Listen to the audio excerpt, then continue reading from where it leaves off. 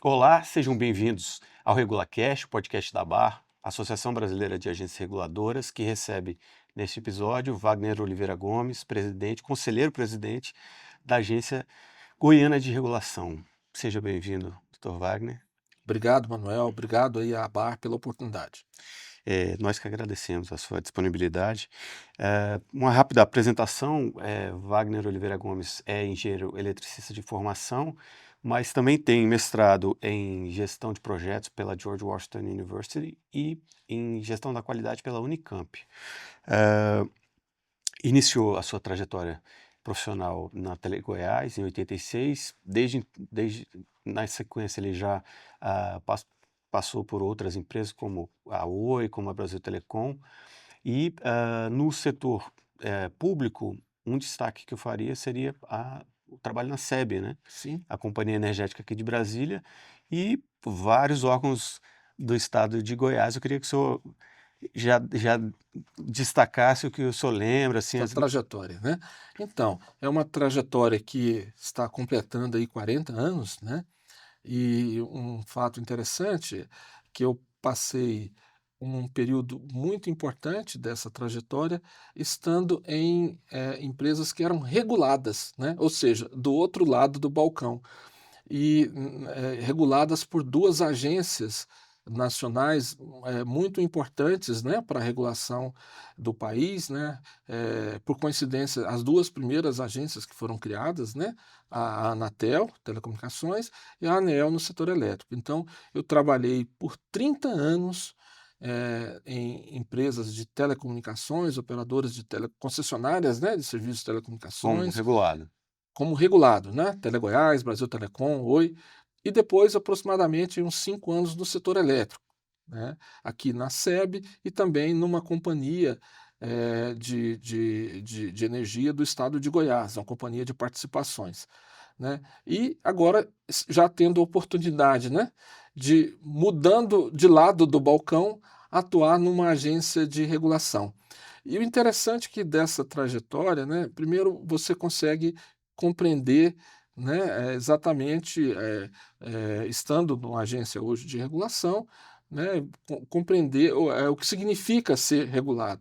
E uma das coisas que eu guardo desse período que nós éramos regulados era o respeito, né, pela agência de regulação, né. Então, quando havia lá um requerimento, uma solicitação, né, a empresa ela se preparava, muitas vezes ela parava ali para atender a agência de regulação. Então, é isso que eu trago comigo, né? O Hum. respeito da regulação, a importância que deve se dar aí à atuação de uma agência de regulação. E por falar em importância da regulação, a gente queria dar a boa notícia aqui em primeira mão sobre a participação da regulação goiana como um todo no próximo Congresso Brasileiro de Regulação.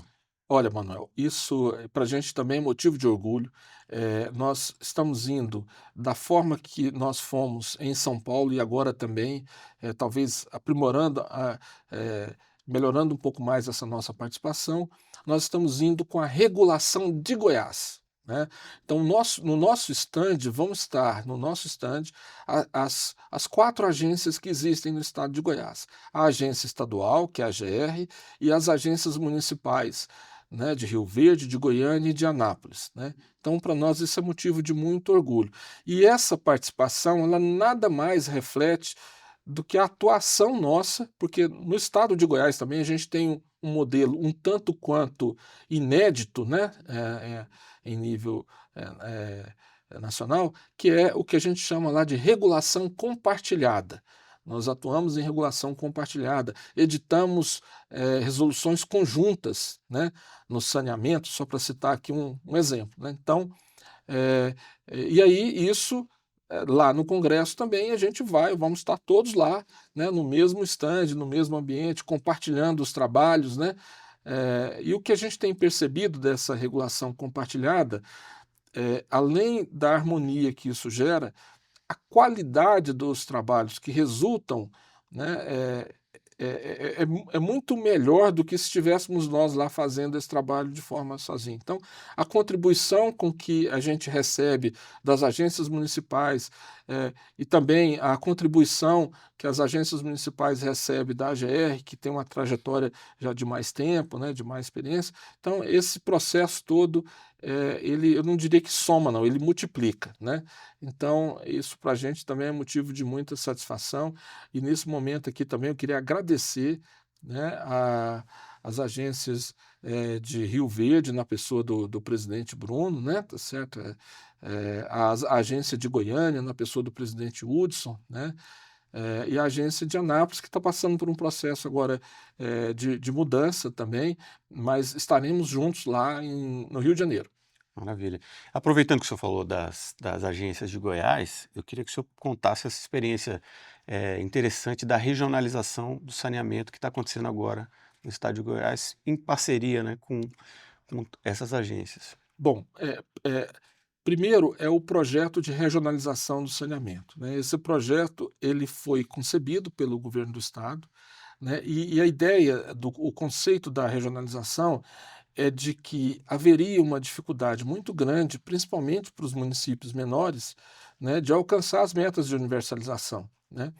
Então, houve um trabalho técnico, do qual a AGR também participou, em que foram definidas 3 micro-regiões, né? Se a gente pegar o estado de Goiás, assim, é como se eu estivesse fatiando ali o estado de Goiás de forma longitudinal, né? Tá certo? Assim, em regiões leste, centro e oeste. E coincidiu também que essas micro-regiões, contidas nelas estavam as agências municipais, né? Então, na micro-região oeste, a AMAI, que é a agência de Rio Verde, na micro-região centro, a AR, a agência de Goiânia, e na micro-região leste, a ARM, que é a agência de Anápolis. Bom, então, como a regionalização ela visou estabelecer, né, padrões e processos para que através dessa regionalização pudesse viabilizar investimentos e alcançar as metas de universalização, né, por cooperação entre municípios e o Estado, por mais motivo ainda, né, nós da regulação deveríamos atuar de forma harmônica, compartilhada. Então, esse foi o sentido, né, da gente estabelecer essa regulação compartilhada. E essa regulação compartilhada hoje, o instrumento que nós estamos adotando são convênios entre a agência estadual e a municipal em cada microrregião. Ali estão estabelecidas as regras de atuação de cada Governança, né? de governança, né, uma matriz de responsabilidade ali com as atividades e tal. E esse modelo, mesmo antes dele existir formalmente, oficialmente, a gente já vem exercendo ele, né? Agora mesmo, né, estamos vindo aqui de um evento, né, na Agência Nacional de Águas, e nós já estávamos exercendo o espelhamento das normas de referência da ANA na regulação em cada micro-região, né, de forma que hoje a gente tem editado resoluções espelhadas nas resoluções de referência de forma conjunta, né? Então, já é um primeiro exercício aí dessa regulação compartilhada. Perfeito. E como a agência estadual é uma agência também multissetorial, regula e fiscaliza Outras atividades. várias atividades, vários serviços públicos, eu queria que o senhor falasse de outro que é o transporte intermunicipal de passageiros no estado Olha, de Goiás. o transporte intermunicipal de passageiros, eu diria que hoje é um desafio para a regulação nacional, né? Como você sabe, né, a gente tem o transporte interestadual de responsabilidade da ANTT e circunscrito aos estados aquele transporte de passageiros que acontece entre os municípios, no caso nosso lá, de competência lá da AGR. Essa atividade ela vem sofrendo também alguns desafios, né? Muito em razão de uma perda de passageiros, da mudança de comportamento dos passageiros, que foi acentuado aí no período da pandemia, né? Também uma atuação de outras modalidades de transporte, algumas delas até de forma clandestina, né? Então, nós temos um grande desafio, né, que é você dar vida a essa atividade econômica importantíssima, que é o transporte intermunicipal de passageiros, mas também em condições de viabilidade econômica, né? Então, não é uma tarefa muito simples. O regime de delegação que nós temos lá no estado de Goiás é o de autorização, ou mesmo da NTT, né? E nesse momento agora nós estamos com o edital de chamamento aberto para mais de 150 linhas, né? Claro que há uma atratividade maior para aquelas linhas que têm um melhor retorno e uma dificuldade maior naquelas linhas de baixa demanda. E até em razão disso, aí vem a regulação atuar, né? E a gente está criando mecanismos facilitadores para que a gente possa ter atratividade nessas linhas de menor demanda, né? Então, esse é um grande desafio, né? Nós ainda entendemos que, pelo nível de maturidade da nossa regulação do Estado, a delegação por autorização ainda é o melhor caminho, pelo menos assim a médio prazo, mas estudamos também outras formas de delegação. Perfeito. E ficando em transporte, a gente tem uma experiência em Goiânia, especificamente na capital, que é o transporte metropolitano. Metropolitano. Eu queria que o senhor contasse para quem, enfim, não conhece Goiânia, nunca foi lá, como é que funciona isso? Olha, o transporte metropolitano de Goiânia, ele tem sido uma referência nacional, né? Foi estabelecida lá uma solução interessante, porque você tinha no modelo convencional, tradicional, você tinha um tensionamento, né, por conta de que a tarifa que remunera o serviço, ela era toda impactada no usuário, né? Muitas vezes o usuário não conseguia suportar. E a gente vê em modelos tarifários, até mesmo no exterior, em países desenvolvidos, que está sempre presente ali um subsídio, né, do governo, né, porque o transporte público também é uma política pública importante, tem a ver com o deslocamento de trabalhadores, né, Direito fundamental, né? sim, Ir e e vir. você tem um aspecto de desenvolvimento econômico associado, tem a ver com a questão do tráfego nas cidades, né, da redução de acidentes, né, por certo que o transporte coletivo de um número maior de passageiros, ele tende a ser bem mais razoável do que você fazer aquele transporte em veículos individuais, né? Então, tem a questão estratégica. E aí, pensando nisso, esse processo todo ele foi distensionado no modelo que a gente utiliza lá, que é um modelo onde você tem uma tarifa de usuário, que no caso da região metropolitana de Goiânia está congelada desde 2019, é o valor de R$ 4,30, que é o que o usuário paga, e essa diferença, né, que a gente chama para remunerar a tarifa estrutural, né, que seria o custo operacional, né, do Do sistema, concessionário. que é essa diferença, que a gente chama de tarifa de remuneração, essa diferença ela é coberta através de um subsídio, né, onde participam o Estado, né, a Prefeitura de Goiânia, a Prefeitura de Aparecida, a Prefeitura de Senador Canedo, a Prefeitura de Trindade, a Prefeitura de Goianira, né? Nesse modelo também aqui de. E aí a gente conseguiu resolver um outro problema. Ora, mas o transporte também metropolitano não só cobrir os custos operacionais, mas você precisa também cobrir os investimentos. Como é que você Ônibus novo. ônibus novos, novos terminais, né? Você precisa modernizar os eixos, né? Os abrigos, né? Inteligência, investimento também, segurança, né? Então, essa parte do investimento também a gente aproveitou essa estrutura toda, né? Já para remunerar para a tarifa estrutural e estendemos ela também para remunerar o investimento necessário, né? Então, tem uma Câmara Diretiva, do qual o Estado e as prefeituras participam, e aí são tomadas decisões, e essas decisões aí entra a GR, né? Nós, na lei complementar, nós somos responsáveis por impactar na tarifa essas decisões sobre os custos operacionais e sobre os investimentos necessários. E hoje, se você for a Goiânia, né, você vai ver lá um transporte metropolitano. O projeto não encerrou ainda, né? Estamos ainda na metade do caminho, mas estamos substituindo toda a frota, né? Você tem todo um processo de eletrificação da frota, né? Uma frota moderna, né? Com combustíveis menos poluentes, né? Isso Eh, tudo é a GR por trás ali. a GR por trás impactando ali na tarifa.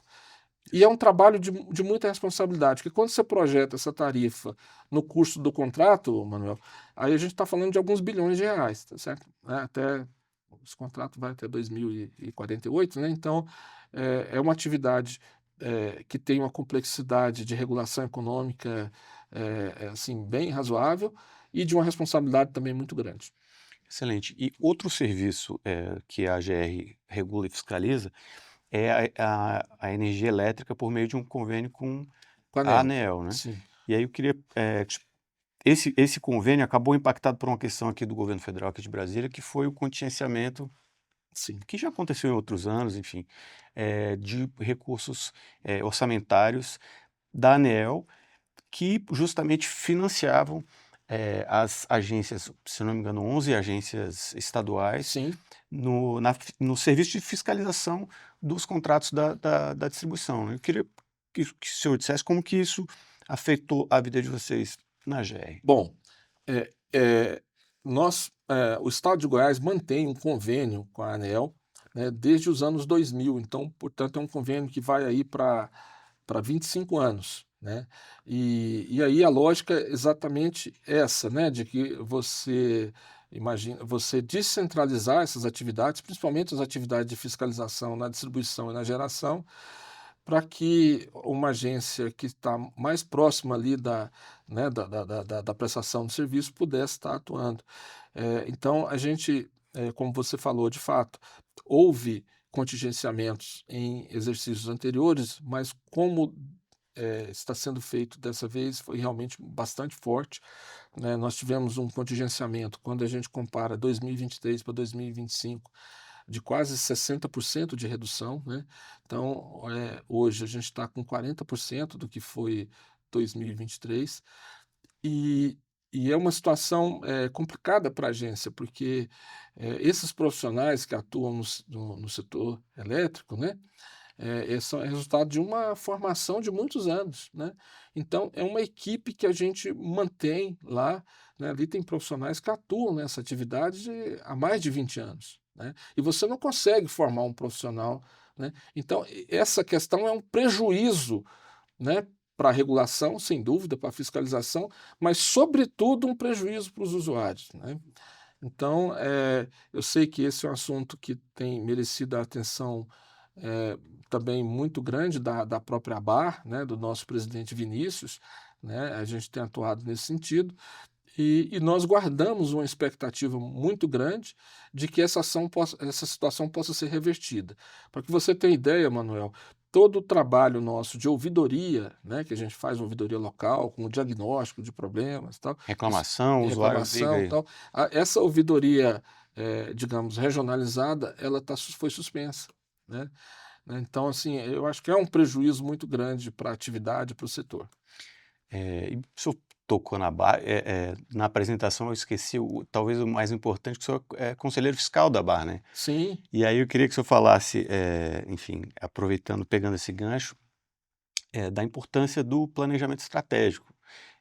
Envolve recursos, evidentemente, e como é que o planejamento estratégico está sendo usado na GR para atingir as metas? bom, primeiro, para dizer da minha atuação aqui como conselheiro fiscal, recebi o convite com muita honra, né? E aí também, estando no conselho fiscal da ABAR, a gente percebe a seriedade, né? Como que as contas, né? Da agência, da associação, ela é feita, né? Com o cuidado, né? Que a gente tem. Eu participei já de uma primeira prestação de contas, então, né, e aí também para reforçar a importância para os demais associados que a gente tem do Congresso, né, porque aquela contribuição que a gente faz anual, ela não é suficiente para cobrir os custos, né? A Bara hoje ela tomou uma dimensão muito grande, né? E aí é importante também que haja a participação dos associados, que através do Congresso, o Congresso é uma fonte de renda importantíssima aí para a nossa associação. né? E voltando aí ao à planejamento questão que estratégico. você colocou do planejamento estratégico, hoje a AGR, nós temos um planejamento estratégico que a gente já está no segundo ciclo, ele foi revisado agora para o segundo ciclo. Ele está estabelecido em 4 dimensões, né? Uma dimensão negócio, uma dimensão finanças, uma dimensão processos e outra dimensão pessoas, né? E eu posso testemunhar a você, Manuel, a importância, né, desse planejamento estratégico para que a AGR ela consiga alcançar os seus resultados. Eu vou citar aqui alguns exemplos, né, que é fruto desse planejamento estratégico. Esse planejamento estratégico, nessas 4 dimensões, nós temos, distribuído nessas 4 dimensões, nós temos 16 objetivos estratégicos, né? E aí eu poderia destacar aqui um objetivo estratégico, né, que diz respeito à parte nossa de finalística, né? Hoje nós mantemos uma agenda regulatória importantíssima, né, com quase 40 atividades regulatórias que são acompanhadas através desse planejamento estratégico, e a gente tem indicador para isso, né, de atendimento dos cronogramas, dos prazos e tal, né? Na dimensão finanças, tivemos um resultado espetacular, fruto desse planejamento estratégico, que é a nossa autonomia financeira. A nossa gestão, a minha gestão, começou em 2022. Em 2022, as receitas da AGR elas cobriam apenas 2/3 dos custos, né? E aí, através de uma ação lá, né, através desse objetivo estratégico, do plano estratégico, do nosso acompanhamento e monitoramento das ações, isso em fevereiro de 2024, a gente conseguiu, pela primeira vez, a gente alcançar as despesas igualarem as receitas, né? E hoje a gente está nessa relação despesas-receitas, a gente está com 170%, né? Que é um número histórico para a agência, né? Então, esse olhar, né? Porque uma agência de regulação ela pressupõe autonomia administrativa e autonomia financeira. Mas essa autonomia administrativa e financeira não é aquela que é cobrada muitas vezes do poder público, né? É aquela, ela tem que ser primeiro cobrada da própria atuação da agência, né? Então eu tenho que trabalhar o meu contas a receber, eu tenho que cuidar das minhas despesas, né? No sentido de otimizá-las, né? E a agência ela não pode ser um peso para o erário. Aham. E com tantas agências, reclamando, enfim, passando maus bocados aí financeiramente, não só por essa questão, nacional, mas questões locais mesmo de orçamento, a AGR consegue, enfim, colocar a cabeça para fora ali e A gente tem um olhar muito forte nessa questão da receita, no seguinte sentido, né? Qual que é a receita que eu não tenho que eu posso buscar, né? Então, contas a receber, né? Qual que é a receita que eu não posso perder, né? Então, muitas vezes a gente tem esse olhar também, né?